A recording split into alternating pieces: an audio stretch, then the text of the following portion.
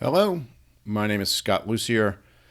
I'm a cartographer, and I'm going to run through this presentation I gave at the FOSS4GNA, sort of the open source mapping conference. Bunch of map nerds, my people, gave a talk down in Baltimore at a conference down October 24th, 2023, about cartographic boundaries and making old maps and new maps and sort of cartographic explorations stuff I've been doing for the past few years. And Suffolk University sent me down to give the talk, and I appreciate that. A lot of the talks at the conference had videotape capabilities in the room. The one room that I was in did not, so I figured I would share this information with everybody. And here we go. So these are the three maps we're going to make at the end of the half an hour talk. Give you a little sneak preview. So, but back to the beginning. It all starts with my mother, doesn't it always, right? So one day, my mother shows up at a family party or something, and she drops this giant atlas in front of me. It's big, I don't know, 2 feet by 3 feet or something. So big topographic sheets from the late 1800s, about 50 of them, all kind of battered and looking awesome, that antique feel, kind of stained a little bit, love it. And I was like, oh, this is great. Here's an example of what they look like. This is Boston, sort of East Boston. You can see the old road layouts. The airport's not there. It's really, quite a visual treat. These things, right? They are really great. And I loved them. Like, oh, this is great. So, and I said, oh, but you know what? These are really old. maybe there was something. So I called a map dealer, and I said, because I didn't want to have them like sitting around in my basement either. I figured I'd take a few, but and he said, nah, we have plenty of those around, so it's not really worth much. And then I thought, well, maybe I will frame them up, and maybe I could sell them or give them to people as gifts or whatever. So that was sort of my plan. But what I just really loved about them were these water lines, right? These blue, rippled, it's almost kind of feels like movement, right? It's just the perfect color. How they did this by hand is just incredible to me. Craftsmanship, artistry. It's great. They're awesome, right? So, so I was like, these things are just beautiful. So, I eventually learned that we can get these maps online, right, through TopoView. So I kind of abandoned my project a little bit. I can go and find scanned versions of these geotiffs that I can layer into my map, and they'll line up, and you can get something like this. This is Baltimore. A decent map, right? It's kind of nice. And you can find like different years through here, right? I've got, this is the 1894 version. I can get 1904, 1899, whatever it is. And so it's got this great repository online of all these maps. So that's pretty cool, right? So that was sort of what I was thinking. And, it worked pretty well. So here's a map of Kauai in Hawaii. So in 1954, before they were a state. Really nice, right? So you zoom into Kauai, and I get this map here in the center, and it's nice, but it's what I really want to see is the island on the right, and I got a lot of blue there, which is nice, but it's not exactly what I'm looking for, right? So what I really want is to be zoomed in like I've got down here. So what I did was I took that topographic map, layered it in as a geotiff, put it in QGIS, and zoomed into it and said, oh, there we go. Like this is, the size gets bigger on the details. It's got really great contour lines, and it's really kind of a nice little map here that I put together, right? So, I really just put the border around it. But I was like, okay, that's great. Let me try to do the same thing with the topo view, and when you do that, you get something like this, right? Like, the Bridgewater, the town where I'm from, like it's kind of cut off, right? So I've got, 3/4 of the town, right? Like the topographic sheets don't really care about capturing a whole town. They're just mapping everything the same way, right? So that wasn't going to work. And if you layer in another map, they're scanned a little bit different. The colors are off. The scale might not be right. Like I've got this big Bridgewater label here, which works on this topo sheet, but not going to work for the whole thing. Like this is sort of more what I'm going for. I want to be zoomed in right on my subject of interest, right? That's what people seem to care about. So I said, you know what? I can do this, right? I can build these maps, right? If I can get those water lines done, it's just a series of buffers, right? Like just a series of blue lines, put a buffer in, measure out a little bit further every time. I could put in 50 of those. And so my 10,000 hour journey to expertise, I guess, begins. And that's what I'm doing at the conference here, so making a map of Baltimore, right, from scratch, right? So so this is a slide I put up, or a couple slides. We're in Baltimore, right next door to the Camden Yard, beautiful ballpark. Orioles had an amazing season. The 2023 AL East champions. I'm from Boston. I'm a Red Sox fan, and I threw this slide up to thought it would be funny. Do I regret this slide? No, not at all. It's a kid's game. So, anyways, a cute kid, huh? A little Sully. Anyways, back to the water line. So probably half of the time it took me to get to this point was spent trying to figure out these water lines. I tried everything. I Googled everything. I watched dozens of YouTube videos, anything I could find. And here are the, 4 different ways that I tried this. You can do it many ways with different results. You can try many individual buffers. I learned quickly that was not feasible. A multi-ring buffer is great. Excuse me, but that has a constant distance. It doesn't have that sort of that increasing distance as you go, right? So that didn't look right. You could use a Python script written by Benjamin Becquet. If you can find that online, I highly recommend it. Just Google that, and you'll get to some fine work by Benjamin using the geometry generator.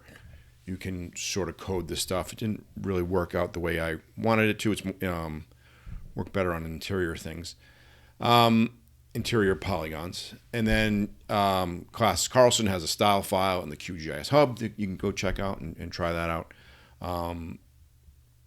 And that's, these are all the things I tried, right? And eventually got to the point where what I used was for the interior polygons, like, ponds and lakes and things, I use that geometry generator and, the geometry generator functionality in QGIS. So a series of, that the blue lines, and I set it to be measured from the inside of the polygon and keep going in at, distances that increase a little bit. And I set those values, and it looks pretty good. And I eventually created a symbology file, so I can just pop that right in, and I kind of have it done automatically. And you can see my codes there as to how I figured all that out in Excel.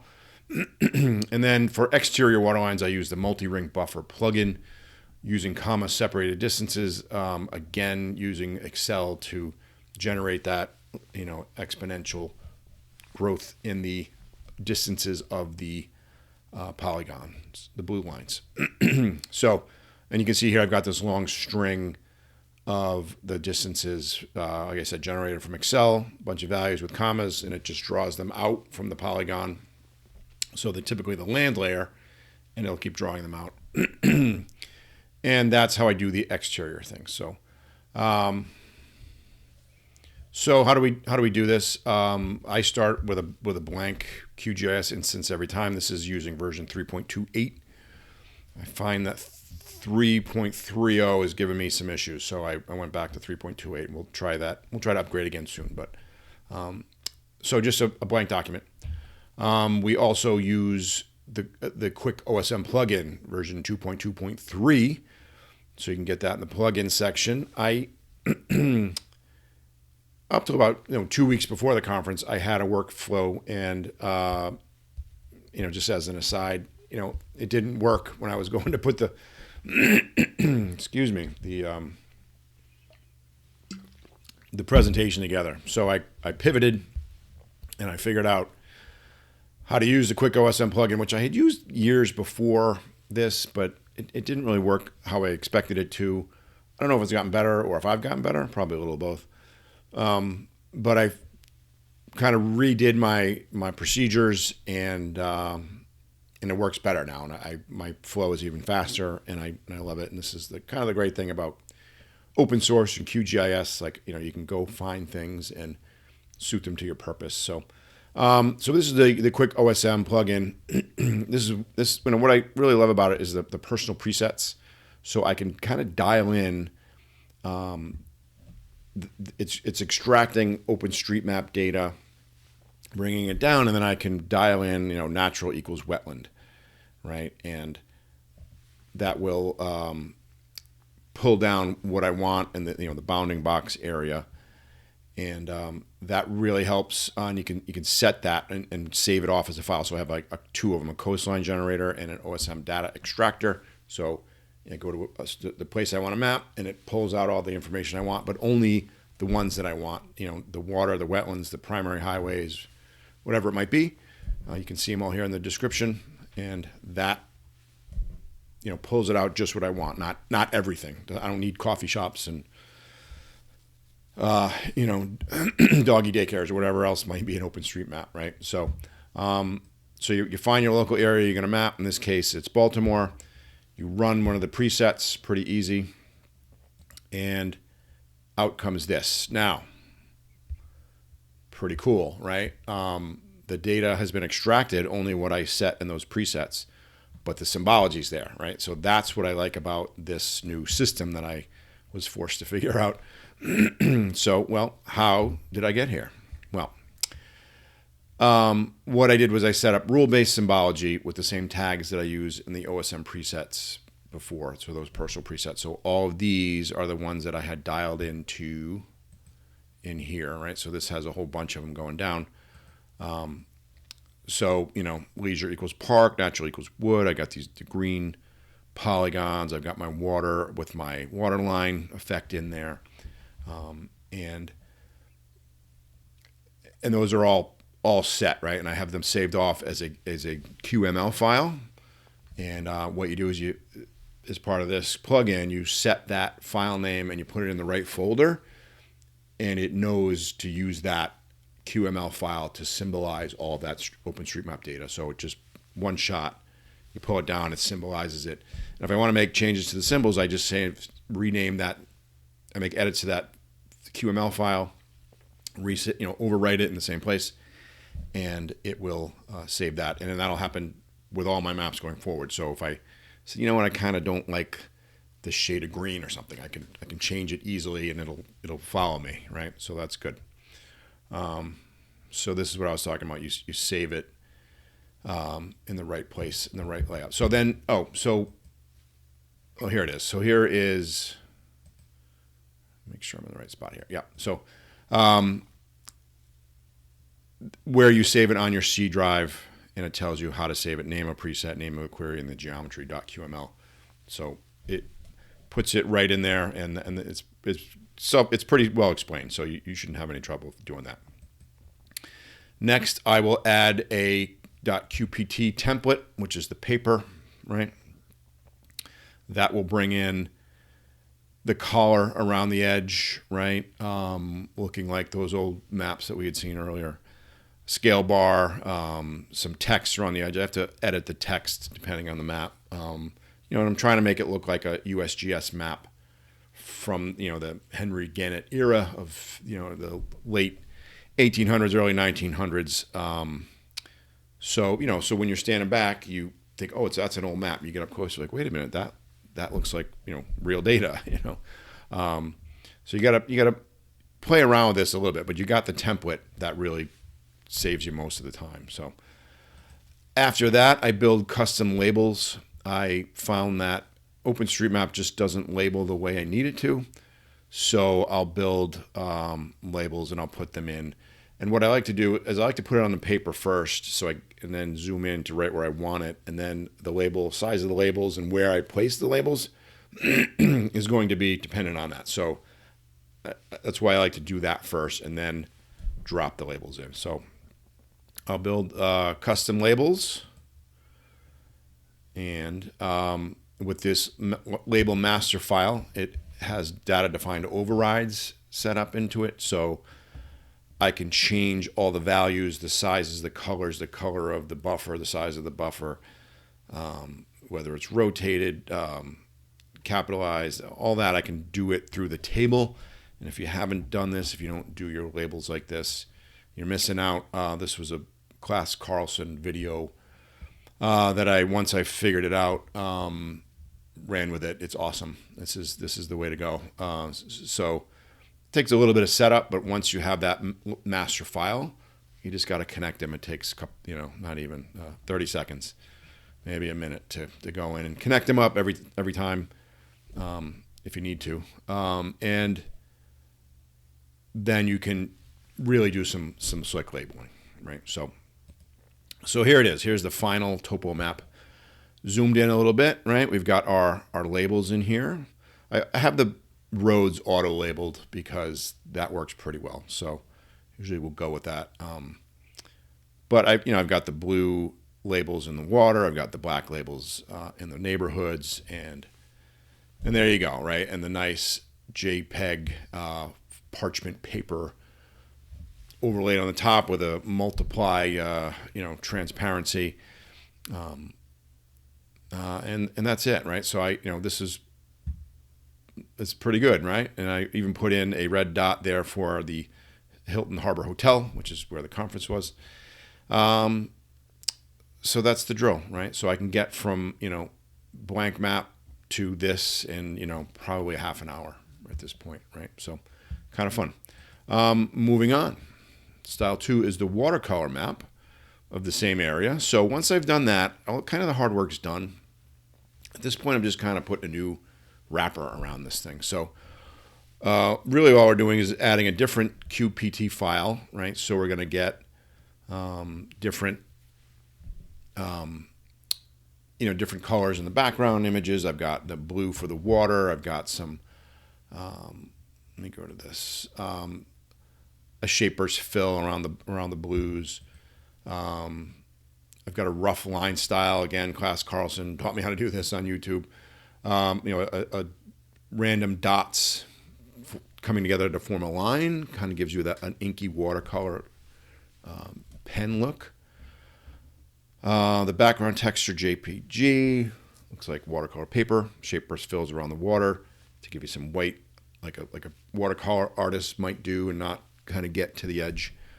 Handwritten font helps. And then I simplify the amount of features being displayed. I think the watercolors aren't really too detailed, right? And then I throw a white vignette around the edge, and that's, or sometimes I'll use the boundaries of if I want the grid view, but that's what we got, right? So I don't know why this is coming off the page, but in any event, if I want a little extra sizzle, what I'll do is I'll take the images I have and export them out with a transparent background, dump that into my iPad Pro with the second generation pencil, and we'll set a bottom layer, ocean bottom layer, and I can kind of draw in the blues around the edge and kind of get more artistic if I want to. It kind of gives it more of a, natural feel, I think. So depends on, what you're mapping, but there's St. Croix. So in that final watercolor map here, you can see I've got the shaper's fills, a faded vignette around the edge, got some fading around the labels. So, as a watercolor artist might kind of avoid those. The kind of a script font, So that's, from where I was before to this is just, another 5 minutes, if I wanted to be quick, usually I'll spend more time than that to get it just right. But there's the watercolor map. All right. So, and then moving on, we do satellite imagery maps as well, or aerial view, bird's eye view, whatever you want. Same idea. We're taking a QPT file again, adding a different layout to it, simplifying the layers. You got a lot of detail, a lot of data in those images. So you want to kind of simplify that. And then I'll leave in some of the colors, transparent colors. Where I get my data from is soar.earth. It's a great way to find Sentinel data. So the Sentinel hub is built right into SOAR. If you haven't checked out SOAR, I really highly encourage you to do it. This really love this website, this software, this program. Australian startup, great guys. Got to know them a little bit, and I think they're onto something. They're building the world's digital atlas. They want everyone to upload all their maps and digitize them, and make them available to everyone in their system. We'll upload that and distribute them to the world, and does a lot of other things. We've got markup tools and a way to get satellite imagery out of it, and a place to put up your maps and brag about your stuff. And so go check out soar.earth and get an account, and it's really kind of cool stuff. It's one of these things where I didn't really know I needed it until I started using it a lot and said, oh, this is awesome. So for a lot of different reasons. But what I like about it, primarily for this type of project, is the ability to get the Sentinel images. So what you do is you go in, you draw a box around the area that you want. In this case, I'm going to draw a little bit larger than my area of interest. There are ways to cobble them together and make a really big image. Some videos on that around the online. But you can see that, it's got a pretty good image here. This is just a preview. This is from October 12th. There's October 2nd, September 27th, right? So every 5 days you're getting the same thing. So what you do is you look through, find a nice cloud-free day, and find one that works. So in this case, October 12th is really pretty good. So you download that Sentinel image as a TIFF file, and then we do some color grading. So this is the original image coming out of SOAR. This is what I got it to using GIMP. I can also do this using Darktable. Both of these are free and open source. And honestly, you can't even do this in Photoshop if you wanted to. Photoshop won't export something out as a GeoTIFF, and I need that functionality. So even if I had a free Adobe license, and I wanted to deal with the 4,000 buttons that Photoshop has, I wouldn't. I would use these. They're simpler. They're free. They work better. So this is what I do. So, but that there's this process takes probably 3 minutes as well, right? Like, so just once you kind of learn, okay, here are the 3 settings I need to change and tweak. This is what you get to. So a lot more vibrant. The water, get more contrast in the water.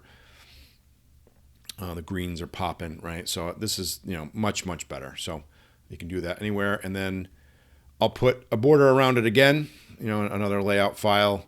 Add a little more color into it, and now I can use logos and things, and just because it's a more of a colorful, modern image for sure. What I'll also do is kind of leave in some of the, as I mentioned, the transparency, the colors, like the greens from the OpenStreetMap data.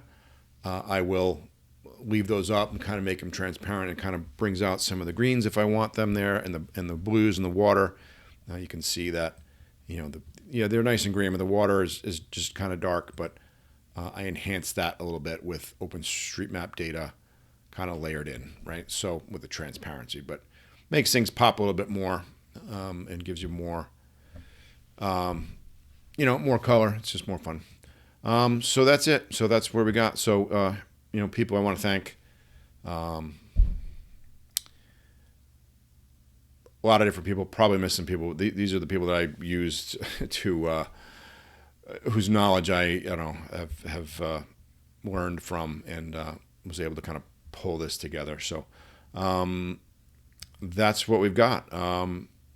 3 maps of Baltimore, probably maybe an hour to get these done. Not even if you're on a roll. So that's where we're at. Check out my website if you want more information about these things, and talk to you soon. I don't know. Cheers. Thanks for listening.